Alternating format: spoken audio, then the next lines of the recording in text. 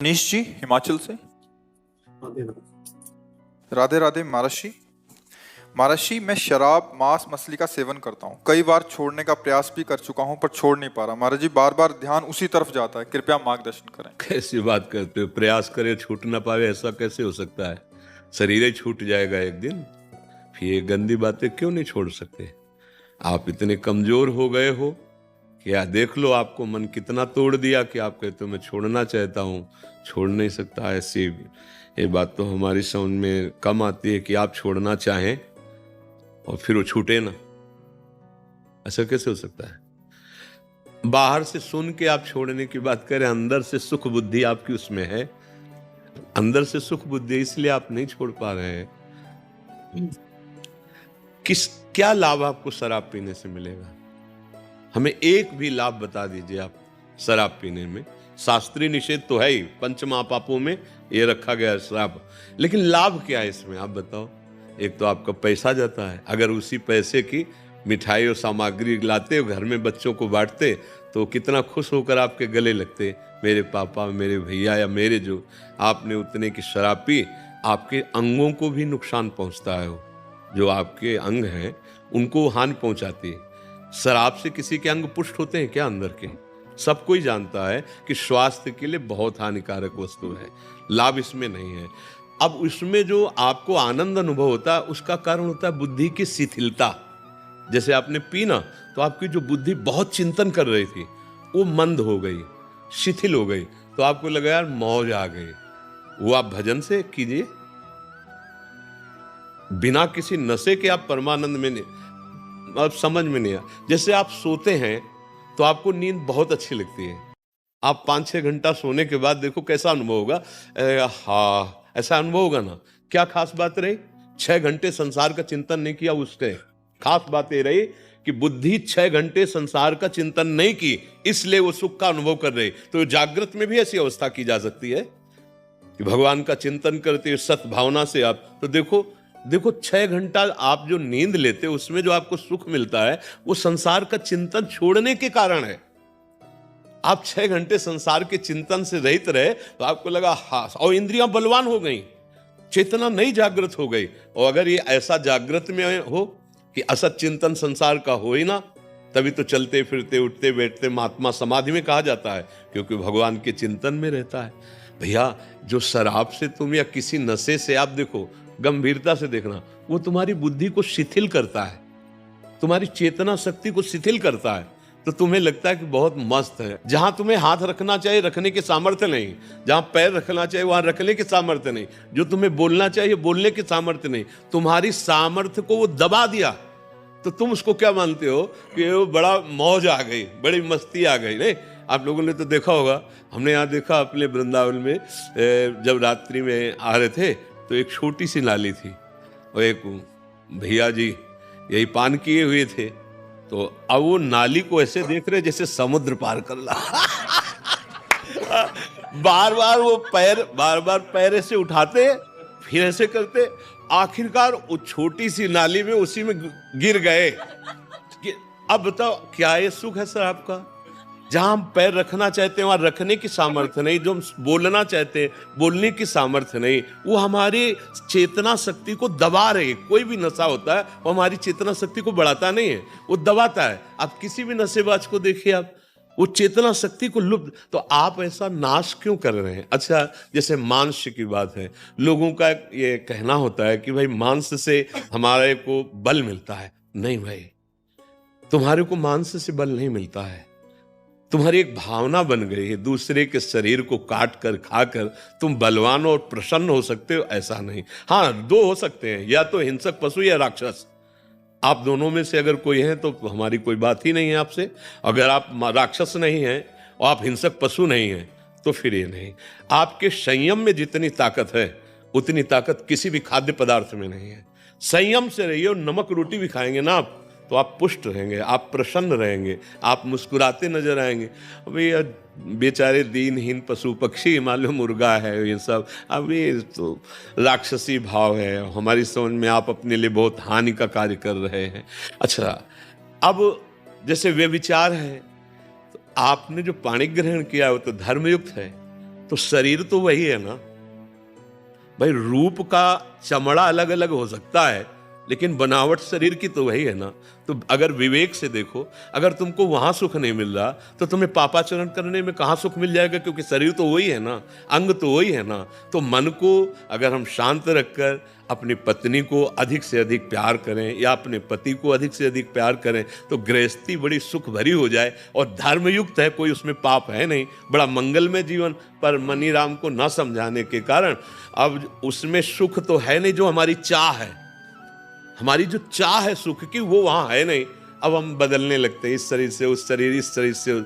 तो ये जो पापाचरण चल रहा है, अब इसके बाद कहो कि हमारा मन भयभीत रहता है, हमें सुख नहीं मिलता है, हम डिप्रेशन में जा रहे हैं, हम जो चाहते हो कर नहीं पाएंगे। तो कैसे कर पाओगे? तुम तो जो वो किए बैठे हो जो तुम्हारा नाश करने के लिए तैयार है, तुम्हें दुख देने के लिए तैयार है।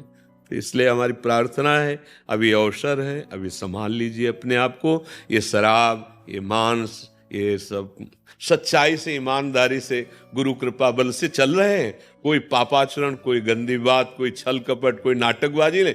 हर समय हृदय आनंदित रहता है, क्योंकि प्रभु साथ है ना। अच्छा, मरने का भय लगता है तो हम उसके लिए तैयार हैं, क्योंकि जिससे जो भयभीत करने वाली बातें हैं वो गुरु कृपा से है नहीं। तो लगता है शरीर छूटेगा, और जिसके लिए जीवन भर भजन किया उसके पास जाना है, तो डरना क्या यार, उनके पास जाना है ना हमें। तो हमें डर है नहीं इस बात का। तो ये हम बातें इसलिए आपको बताते कि ये आप भी तो धारण कर सकते हो। बिल्कुल नहीं भाई, हमारी प्रार्थना मानिए, छोड़ दीजिए, नहीं तो फिर प्रकृति आगे दंड देगी, तब आप छोड़ देंगे। छोड़ना तो सब कुछ यहां पड़ेगा ही, तुम कुछ छोड़ो या ना छोड़ो, सब कोई तुम्हें छोड़ रहा है। देखो, बाल्यावस्था छोड़ के जवानी आई, जवानी छोड़ के बुढ़ापा की तरफ कुछ पकड़ पा रहे हो क्या? सब छोड़ रहा है ना तुम्हें। तो अगर पहले से छोड़ दोगे तो बुद्धिमान हो जाओगे, भगवान को प्राप्त कर लोगे। जैसे कोई चद्दर हमारा छीनेगा, हमें पता है गेट के बाहर, तो हम पहले उतार के हाथ में रख लेते हैं, ये ले लो भाई, झगड़े की जरूरत नहीं। तो माया छीन लेगी। सुत बनितादि जान स्वार्थ रत, ना करु नेह तभीते, अंत ही तो ही तजेंगे पामर, तू न तजय वहीं ते, मन पचितई है अवसर बीते। गोस्वामी तुलसीदास जी कह रहे हैं। तो पाप कर्म काहे कमा के जाओ, ये खेती है मनुष्य जन्म।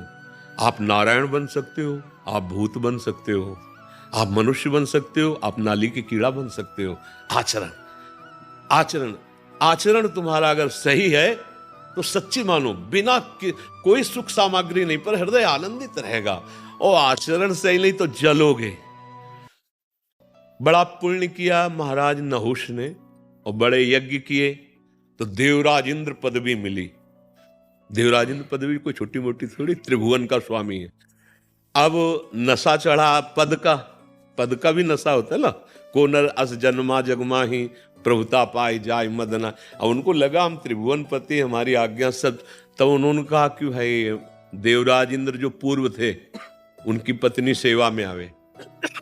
अब इतनी अप्सराएं हैं, इतनी सुविधा है, लेकिन पदाभिमान पापाचरण के लिए प्रेरित किया। अब वो भाग के गुरुदेव की शरण में गई, बृहस्पति जी की, कि भगवान अब आप ही हमारी रक्षा कर सकते हो, और आपने वचन दिया था कि तुम शरणागत हो, जब कभी कोई दुख पड़ेगा। तो अब भगवान इससे बड़ा दुख क्या कि अब ऐसा है, त्रिभुवन पति पद पे बैठा हुआ है और इसकी आज्ञा का पालन करना होगा।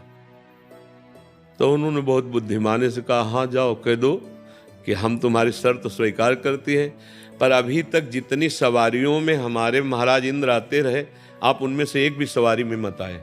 आप कुछ ऐसा अलग आए सवारी में जिससे हम प्रसन्न होकर आपका स्वागत करें। तो वो पूछेगा तुम कि क्या सवारी से? बोलो तुम ऋषियों की सवारी करके, ऋषियों को से पालकी ढुला के आओ। बोले सर्वनाश की जड़ यही होगा उसके, वो अभिमानी समझ नहीं पाएगा, मारा जाएगा। ऐसा ही किया। सची जी गई और कहा कि हम आपकी जो आज्ञा गई थी उस पर विचार किया है। तो कभी एरावत पे देवराज इंद्र आते हैं, कभी विमान पे आते हैं। हम चाहते हैं आप ऐसे सवारी पे आओ कि आज तक कोई इंद्र ऐसा किया ही ना हो। तो उसका आदेश कीजिए, तो आप सप्त ऋषियों की पालकी जुतवा और उस पर बैठ करके आओ, और शीघ्र आओ आप, हम आपके मिलन के लिए महल में इंतजार कर रहे हैं। अभिमानी आदमी, पापाचरण करने वाला, ये जान नहीं पाता कि मेरे नाश का कारण क्या है। अब जो जगत बंदनी ऋषि है उनको पालकी में आज्ञा कर दी जोतने के लिए, था वो तो देवराज की आज्ञा है। अच्छा, इतना व्याकुल हो गया कि कहा सर्प सर्प सर्प। सर्प माने होता तीव्र गति से चलो, हाँ जल्दी। लात मारी ऋषि के मस्तक पे, कहा सर्प। बस लौट पड़े और कहा कि नीच पापी, तू त्रिभुवन पति पद पर बैठ करके और हम ब्रह्म ऋषियों को पाल, जा सर्प हो जा। तो 10,000 वर्ष तक अजगर योनि को प्राप्त हुए। कहां देवराज इंद्रपद और कहां अजगर योनि। तो देखो, पापाचरण पराई स्त्री के लिए तो देवराज इंद्र पदवी से गिराकर अजगर बना दिया, और हमारी दशा क्या होगी? हम तो कुछ है ही नहीं है। वो तो पुण्यात्मा पुरुष जो त्रिभुवन पति है, इसीलिए कहा गया। ये हर एक बात पर ध्यान दीजिए। आप शराब पीते, आप मांस खाते, आप पराई माता बहनों की तरफ गंदी, भले पैसे वाले हो तो पैसे से अधर्म किया जाता है कि धर्म किया जाता है? देखो, गाय घास खाती है, दूध ठाकुर जी वाला देते हैं। उनको दूध चाहिए क्या? उनको रबड़ी चाहिए क्या? उनको नारियल चाहिए क्या? यार, उनको तुम्हारी पवित्रता चाहिए, तुम्हारा प्यार चाहिए। जैसे आप 1 किलो सेव लिए और घर में गए और अपने 4 बच्चे हैं, अब चारों बच्चों को दे दिया। अब एक बच्चा दौड़ के आया तुम्हारी गोद में बैठ के और तुम्हारे मुंह में पवाने लगा, अब तुमको कैसा लगेगा? दिया पापा ने ही है, पर पापा को जब पवाया तो पापा क्या करेंगे? उस सेव को अपने हाथ में ले लेंगे, उसको गोद में बैठा लेंगे और स्वयं पवाएंगे। ऐसा ही भगवान का भोग लगता है। तो दियम वस्तु गोविंदम, तो आपने दिया है प्रभु, आपको समर्पित है, वो बात अलग हो गई। ऐसा नहीं कि तुम पापाचरण करो और फिर भगवान को भोग लगा दो, या मंदिर में जाके नारियल चढ़ा दो, या धूप बत्ती अगरबत्ती। जितनी सुगंध है भगवान के श्री अंग की सुगंध के एक अंश के बराबर भी नहीं। उसमें तुम्हारा जो भाव है कि प्रभु आप प्रसन्न हो जाओ, तो वो अपनेपन से प्रसन्न होते। नाम जब करो, किसी से आशीर्वाद मांगने की जरूरत नहीं। ये गंदे व्यसन छोड़ो, खुद देखो परमानंद में प्रभु तुम्हारे हृदय में बैठे। भगवान कोई लोभी लालची व्यक्ति थोड़ी है कि माल छलाओ तो तुम्हारी तरफ और माल ना छलाओ तो तुम्हारे, ऐसा ले।